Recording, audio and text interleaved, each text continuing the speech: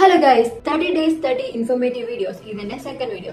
ഇന്ന് നമ്മൾ സംസാരിക്കാൻ പോകുന്നത് നമ്മുടെയൊക്കെ തലക്ക് മീതെയുള്ള ഒരു സാധനത്തെ കുറിച്ച്, മറ്റൊന്നുമല്ല ആകാശത്തെ കുറിച്ച്.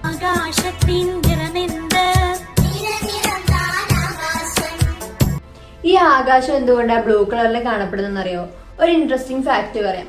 ശരിക്കും പറഞ്ഞാൽ ഈ ആകാശത്തിന് സ്വന്തമായിട്ട് നീല നിറം ഒന്നുമില്ല. പക്ഷെ സൺലൈറ്റ്, അതിന് റെയിൻബോയിൽ കാണുന്ന എല്ലാ കളേഴ്സും ഉണ്ട്.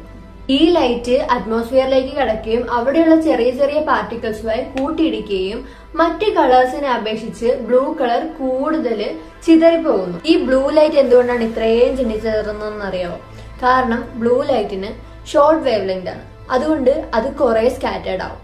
അങ്ങനെ ഇത് ഇങ്ങനെ പരന്ന് ആകാശം മൊത്തം പരക്കും. അങ്ങനെ നമ്മൾ ആകാശത്തെ നീല നിറത്തിൽ കാണും. പക്ഷെ ഇവിടെ ഒരു ട്വിസ്റ്റ് ഉണ്ട്.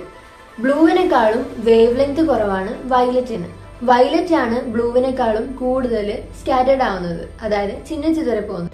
അപ്പോ ആകാശം വയലറ്റ് കളറിലല്ലേ കാണപ്പെടേണ്ടത്? നമുക്കെന്താ വയലറ്റ് കളറിൽ കാണാത്തെ? സംഭവം വേറൊന്നുമല്ല, നമ്മുടെ ഐസ് ബ്ലൂ ലൈറ്റിനോട് കൂടുതൽ സെൻസിറ്റീവ് ആണ്. അതുമാത്രമല്ല, വയലറ്റ് ലൈറ്റിനെ അറ്റ്മോസ്ഫിയർ കൂടുതൽ അബ്സോർബ് ചെയ്യുന്നുണ്ട്. അതുകൊണ്ടാണ് നമുക്ക് ആകാശം ബ്ലൂ കളറിൽ കാണപ്പെടുന്നത്. ഇനി നിങ്ങളോട് ഞാൻ ചോദ്യം ചോദിക്കട്ടെ. ഭൂമിയിൽ നിന്ന് നോക്കുമ്പോൾ ആകാശം നീല കളറിൽ കാണുന്നു, പക്ഷെ സ്പേസിൽ നിന്ന് നോക്കുമ്പോൾ ആകാശം ബ്ലാക്ക് കളറിൽ കാണുന്നു. എന്തുകൊണ്ട്? ഇതിന്റെ ഉത്തരം അറിയാവുന്നവർ കമന്റ് ചെയ്യുക. ഓക്കെ, അപ്പൊ ഇത്രയുള്ളൂ. Follow for more interesting videos. Bye by.